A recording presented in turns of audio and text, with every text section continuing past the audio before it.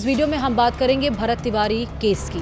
न्यायिक जांच शुरू होते ही पुलिस का यू टर्न नजर आया। एफआईआर से पिता और भाई का नाम हटा दिया है। आखिरकार पुलिस ने ये यू टर्न क्यों लिया भरत तिवारी केस में, इस वीडियो में हम आपको यही बताएंगे। नमस्कार, आप देख रहे हैं न्यूज़ 80 का डिजिटल प्लेटफॉर्म। मैं हूं आपके साथ श्रुति श्रीवास्तव। 17 जून 2026 की सुबह शाहपुर थाना में तत्कालीन थानाध्यक्ष राजेश मालाकार के स्वलिखित बयान पर कांड संख्या 169/26 दर्ज किया गया था। इसी एफआईआर से नाम हटाया गया है।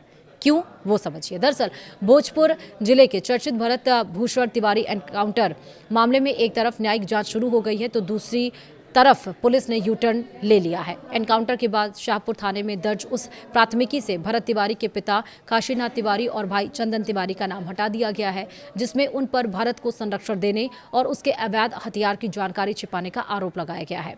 17 जून 2026 की सुबह शाहपुरा थाना में तत्कालीन थानाध्यक्ष राजेश मालाकार के स्वलिखित बयान पर कांड संख्या 169/26 दर्ज किया गया था और इस एफआईआर में कहा गया था कि पुलिस टीम भरत भूषण तिवारी की गिरफ्तारी और अवैध पिस्टल की बरामदगी के लिए बिलौटी गांव पहुंची थी। सुबह करीब 5:10 पर पुलिस ने भरत के घर की घेराबंदी की। दरवाजा खुलते ही भरत पुलिस को देखकर कमरे में भाग गया और कथित तौर पर पिस्टल निकालकर पुलिस पर फायरिंग की कोशिश की।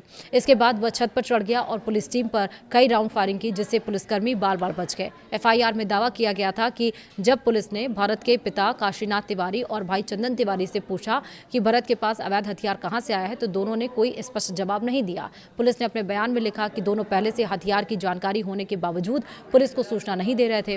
वहीं एफआईआर में यह भी आरोप लगाया गया था कि भरत के सोशल मीडिया पर पिस्टल के साथ कई वीडियो पहले से वायरल हो चुके थे। इसके बावजूद परिवार ने पुलिस को सूचना नहीं दी, जिससे यह प्रतीत होता है कि दोनों भरत को अवैध हथियार रखने में संरक्षण दे रहे थे। इन्हीं आरोपों के आधार पर पुलिस ने भरत तिवारी के साथ साथ उनके पिता काशीनाथ तिवारी और भाई चंदन तिवारी को भी आरोपी बनाया था।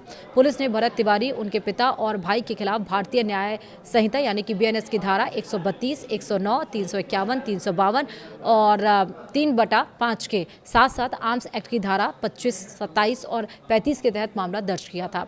वहीं गुरुवार यानी कि 25 तारीख को पुलिस ने इस मामले की समीक्षा के बाद काशीनाथ तिवारी यानी कि पिता और भाई चंदन तिवारी का नाम एफआईआर से हटा दिया।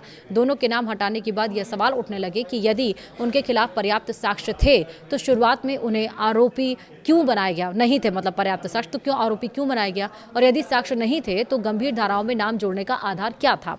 वहीं भोजपुर के बिलौटी गांव में हुए भरत तिवारी के एनकाउंटर मामले पर गुरुवार यानी कि 25 तारीख को बिहार के मुख्यमंत्री सम्राट चौधरी की प्रतिक्रिया भी सामने आई। वे पटना के ज्ञान भवन में आयोजित संविधान हत्या दिवस कार्यक्रम को संबोधित कर रहे थे। इस दरमियान उन्होंने कहा कि हमारे यहाँ कोई भी समस्या सामने आती है तो सरकार तुरंत चिंतित होकर उसको आगे बढ़ाती है। सम्राट चौधरी ने कहा कि भोजपुर में एक घटना घटी, तुरंत बिहार सरकार ने जुडिशियल कमीशन का गठन किया क्योंकि न्याय मिले, कोई अगर गलत है तो उस पर कार्रवाई हो। वहीं सम्राट चौधरी ने उक्त बयान एक कार्यक्रम के जरिए तब दिया जब इस केस की न्यायिक जांच शुरू हो गई है। हालांकि इससे पहले जब वे मीडिया के सामने आए थे तो पत्रकारों ने उनसे भरत तिवारी केस पर सवाल किया था तो उन्होंने चुप्पी साध ली थी। अब एक कार्यक्रम के जरिए यह बताने की कोशिश की है कि सरकार कैसे चिंतित है। वहीं बीते बुधवार को मुख्यमंत्री सम्राट चौधरी की अध्यक्षता में कैबिनेट की बैठक हुई थी, जिसमें भोजपुर एनकाउंटर मामले में न्यायिक जांच की मुहर लगी थी। पटना हाईकोर्ट के रिटायर्ड जज विनोद कुमार सिन्हा को जांच की जिम्मेदारी मिली है और उसके बाद गुरुवार की 25 तारीख को विनोद सिन्हा बिलौटी गांव पहुंचे थे, परिजनों से मिले थे। बता दें कि गुरुवार को ही यानी कि 25 तारीख को ही पटना के ज्ञान भवन में आपातकाल की स्थिति में आयोजित संविधान हत्या दिवस कार्यक्रम का आयोजन बीजेपी की ओर से किया गया था और उसमें जेपी आंदोलन के अंदर का आंदोलनकारियों को सम्मानित भी किया गया और इस मौके पर केंद्रीय मंत्री और बीजेपी के पूर्व राष्ट्रीय अध्यक्ष जेपी नड्डा भी मौजूद रहे। बिहार के मुख्यमंत्री सम्राट चौधरी के अलावा कई सांसद, मंत्री, विधायक भी उपस्थित थे और इस मौके पर जहां सम्राट चौधरी ने आपातकाल को लेकर कांग्रेस पर जमकर निशाना साधा तो वहीं जेपी नड्डा ने भी उन्हें जमकर घेरा। फिलहाल वीडियो में इतना ही। नमस्कार।